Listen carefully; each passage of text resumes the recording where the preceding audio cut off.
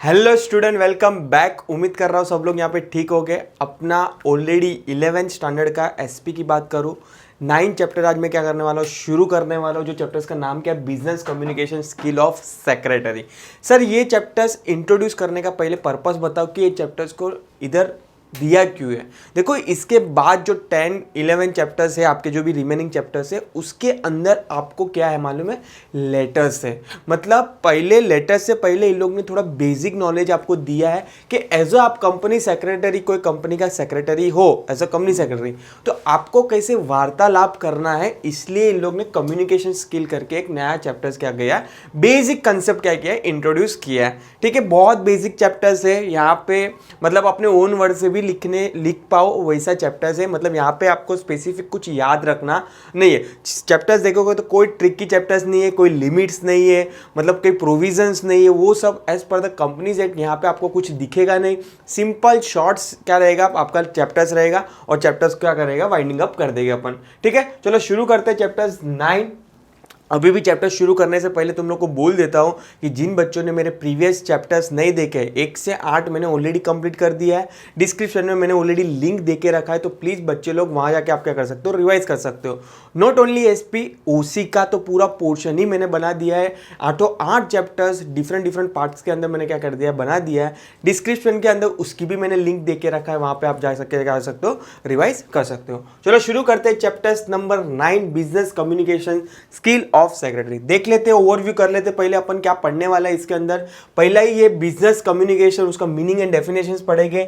Second पढ़ेंगे अपन क्या पढ़ेंगे, टाइप्स ऑफ कम्युनिकेशन, कितने टाइप्स के कम्युनिकेशन होते हैं, जनरली इंटरनल और एक्सटर्नल कम्युनिकेशन होता है, वो भी अपन पढ़ेंगे। मेथड्स ऑफ कम्युनिकेशन क्या होता है, मेरिट ऑफ रिटर्न कम्युनिकेशन, मतलब क्या क्या एडवांटेज है अगर आप लिख के कुछ देते हो तो क्या एडवांटेज। पहला एडवांटेज तो यही हो जाएगा कि आपके पास एक क्या हो जाएगा, एविडेंस के प्रूफ में क्या हो जाएगा, एक एविडेंस बन जाएगा कि हाँ भाई कल उठ के मैंने ये बोला था। वो प्रूफ नहीं होता है, बट अगर आपने कुछ लिखित दिया है, उसको रिटर्न में कुछ दिया है, तो एक क्या आ जाता है, एडवांटेज बन जाता है। तो मैं बच्चे लोग को बोलता हूँ कि कभी इन फ्यूचर में आप कभी जॉब पे जा रहे हो, या तो फिर कोई फ्यूचर में, अभी आप जब भी आप बड़े हो जाओगे तभी आप जॉब करोगे या तो फिर बिजनेस करोगे, तो ट्राई करना कि जो भी चीज़ ले रहे हो आप क्या कर रहे हो, रिटर्न कम्युनिकेशन में क्या कर रहे हो, ले रहे हो। मोड ऑफ इलेक्ट्रॉनिक कम्युनिकेशंस क्या होता है, essential skill of effective communications क्या होता है, और role of the secretary in business communication, मतलब बिजनेस लेटर्स, नोटिस कौन ड्राफ्ट करता है, कंपनी सेक्रेटरी ड्राफ्ट करता है, रिपोर्ट मिनट्स भी कौन बनाता है, कंपनी सेक्रेटरी ही बनाता है। ये सब चीज़ें तो अपन ने प्रीवियस वाले चैप्टर्स में भी देखा था। चलो चैप्टर्स को शुरू करते हैं मीनिंग के साथ, इंट्रोडक्शन के साथ। The term communication is derived from the term communis, that means the common. Whatever is common share by all, मतलब जो भी चीज़ें अपन वार्तालाप कर रहे हैं उसको नथिंग बट शॉर्ट में बोलने जाओ तो कम्युनिकेशन। डेफिनेशन आपके हिसाब से देख लेना, मीनिंग पे आ जाता है direct. Meaning, business communication is a branch of general communication which is especially concerned with the business activity। मतलब जो भी वार्तालाप होगा बिजनेस से रिलेटेड, बिजनेस एक्टिविटी के रिलेटेड, वो चीज़ को मैं क्या बोलूँगा, बिजनेस कम्युनिकेशन बोलूँगा। When a communication take place among the business entity concerning the business affairs and business related issue, it is known as a business communication। Definition वापस आपके हिसाब से देख लेना। चलो डायरेक्ट आ जाता है अपन types of communications.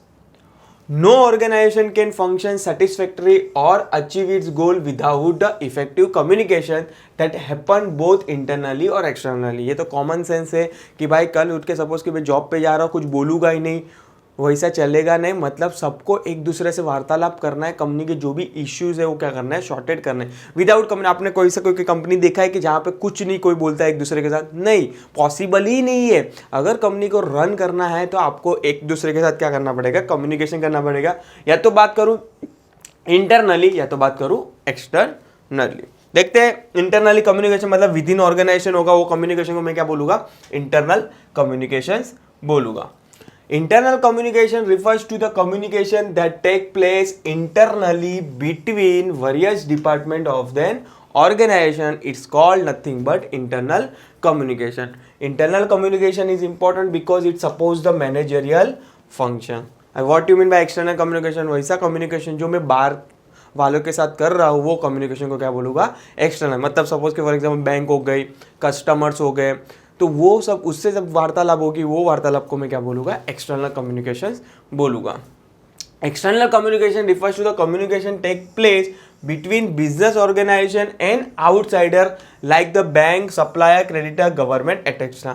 External communication connects an enterprise to the outside environment.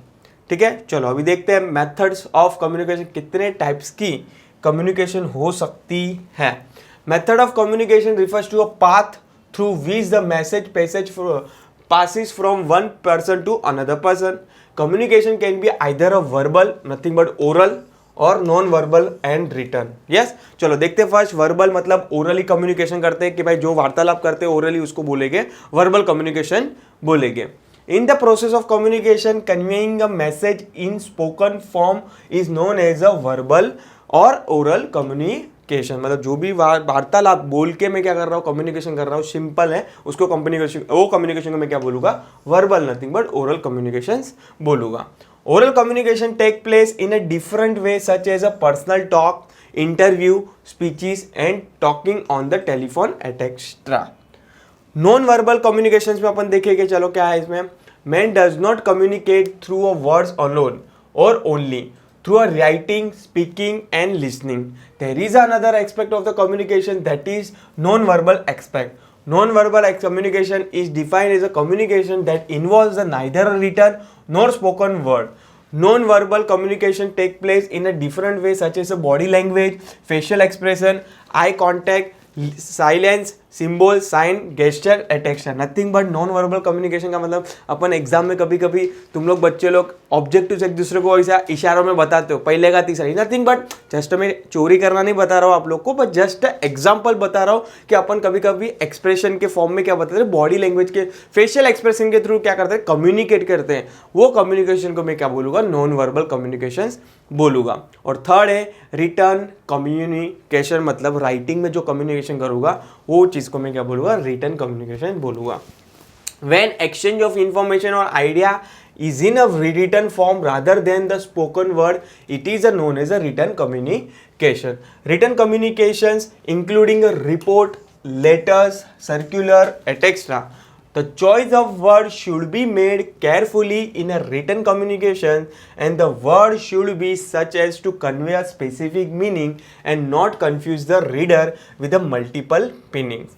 As far as possible, message should be in a short sentence so that the receiver has to no difficulty in finding the true meaning of the message. अभी आप कभी कभी भी message लिखते हो ना तो unnecessary चीज़ें ज़्यादा लिख देते हो, तो वो चीज़ें नहीं करना है. अप टू द पॉइंट आपको क्या करना है, राइटिंग में लिखना है कि सामने वाला रिसीवर क्या सोचेगा. हमेशा अपन क्या करते हैं, अपन अपने पॉइंट ऑफ व्यू से लिखते हैं. नहीं, हमेशा ध्यान में रखने का, एज अ कंपनी सेक्रेटरी की बात करूँ, अगर आपको किसी को लेटर्स लिखना है तो आपको सामने वाले के पाथ पे बैठ के क्या करना है, सोचना है कि वो क्या सोचेगा अगर मैं ये सेंटेंस लिख रहा हूँ तो. Getting my point. There are many situations where the written communication is used. Many types of documents are prepared for official works. Their layout for each document is decided by the custom. Letters, memos, notice, circular, report, minutes are some of the common type of the communication. I hope तुम लोग को समझ में आ रहा है. कुछ भी doubt हो तो बिंदास कमेंट सेक्शन में डाल देना, सर ये समझ में नहीं आ रहा है. नेक्स्ट जब भी मेरा लेक्चर होगा तभी वो डाउट डिफिकल्टी क्या कर दूंगा, सॉल्व कर दूंगा. देखो अपन ने क्या पढ़ा अब तक, रिवाइज करते हैं. पहले क्या पढ़ा, टाइप्स ऑफ कम्युनिकेशन. दो टाइप के कम्युनिकेशन होते हैं, इंटरनल और एक्सटर्नल. मेथड्स ऑफ कम्युनिकेशन में कितने टाइप की मेथड्स होती है, तीन टाइप्स की मेथड होती है. पहला अपन ने पढ़ा oral, nothing but verbal. Second हो गया नॉन वर्बल और थर्ड हो गया रिटर्न कम्युनिकेशन. आई होप इसमें कुछ डाउट होने भी नहीं चाहिए आपके, क्योंकि बहुत बेसिक कंसेप्ट है ये सब. ठीक है, चलो नेक्स्ट पढ़ते हैं अपन मेरिट्स ऑफ रिटर्न कम्युनिकेशन. कि भाई क्या एडवांटेज है, मतलब एडवांटेज क्या है रिटर्न कम्युनिकेशन का. तो देखते हैं अपन एडवांटेजेस क्या है. पहला ये एक्यूरेट एंड प्रिसाइज. भाई जनरली अपन ने कुछ लिखा रहेगा तो आप श्योर हो सकते हो कि हाँ भाई उसने यही लिखा है, क्योंकि आपके पास क्या है, प्रूफ है. तो पहला हो जाएगा एक्यूरेट एंड प्रिसाइज, मतलब आपको जो भी इंफॉर्मेशन लिखनी है 100% सच्ची लिखनी है और प्रिसाइज लिखनी है. प्रिसाइज मतलब accurate, up to the point. Written communication is usually drafted with the great care. Since written communication is open to verification and authentication can be easily challenged, the communicators has to be accurate and factual. Therefore, in written communication, there is an insistence on a greater accuracy and precise. मतलब अगर कोई लिख रहा है, return लिख रहा है, तो उसको 100% क्या होना चाहिए, श्योर होना चाहिए कि जो भी मैं कंटेंट लिख रहा हूँ वो बराबर लिख रहा हूँ। क्योंकि अगर आपने लिख दिया और उसके पास पहुँच गया तो वो क्या हो जाएगा, उसके पास एक एविडेंस हो जाएगा कि आपके खिलाफ अगर कुछ गड़बड़ किया है आपने, तो आपके खिलाफ क्या कर सकता है, एक्शंस ले सकता है। ठीक है, नेक्स्ट है रीरेड मेनी टाइम्स। मतलब आपके पास और एक एडवांटेज है कि सपोज कि फॉर एग्जांपल आपके पास कुछ लेटर्स है, वो आप चाहो तो 10 बार, 15 बार, 25 बार, 30 बार, 100 बार भी पढ़ सकते हो, क्योंकि वो रिटर्न में है। इंसान अगर ओरली रहेगा तो एक बार बोलेगा, 2 बार बोलेगा, 3 बार बोलेगा, वो घड़ी घड़ी नहीं बोलेगा। बट रिटर्न में आप रीरेड कर सकते हो कितने time, unlimited time, nothing but many times. तो नेक्स्ट एडवांटेज ये हो जाएगा, the receiver of the written communication can go over the message at any time against in the future. He can reread till he thinks he has a probably understood it। Third है permanent record. Of course अगर एक written communication मिल जाता है तो record क्या हो जाता है, परमानेंट हो जाता है। Written communication become a permanent record of the organisation and can prove very useful for a future reference. Fourth हो जाएगा डॉक्यूमेंट्री एविडेंस। ऑफकोर्स मैंने तुम लोग को बोला कि अगर आपके पास कुछ रिटर्न में रहेगा तो एक एविडेंस आप क्या कर सकते हो, एक एविडेंस के फॉर्म में, प्रूफ के फॉर्म में क्या कर सकते हो, वो डॉक्यूमेंट्स को यूज कर सकते हो इन फ्यूचर। अगर कोई भी डिफिकल्टी आ रही है या तो फिर अंडरस्टैंडिंग में कुछ प्रॉब्लम हो रहा है, तो वो एविडेंस को प्रूफ करके आप क्या कर सकते हो, दिखा सकते हो वो रिटर्न डॉक्यूमेंट को। Written communication is acceptable as a legal document and as a legal evidence also।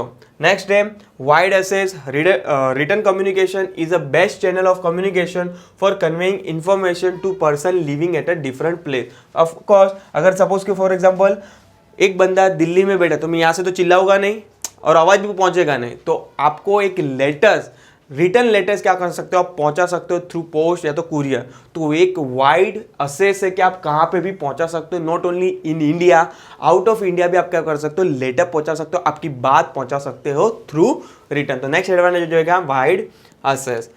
Next हो जाएगा no need for personal contact. मतलब ऑफकोर्स यहाँ पे पर्सनल कॉन्टैक्ट की कोई जरूरत नहीं। सेक्रेटरी जरूरी थी कि सब शेयर होल्डर को पर्सनली पहचाने, नहीं, वो उधर पर्सनली पहचानने का कोई पर्पस होता नहीं है। उसकी क्या है, ड्यूटीज है किसकी, सेक्रेटरी की, उसको क्या करना है, नोटिस भेजना है सब शेयर होल्डर को। वहां पे ऐसा नहीं कि पर्सनल कॉन्टैक्ट रहेगा उसको ही नोटिस भेजेगा।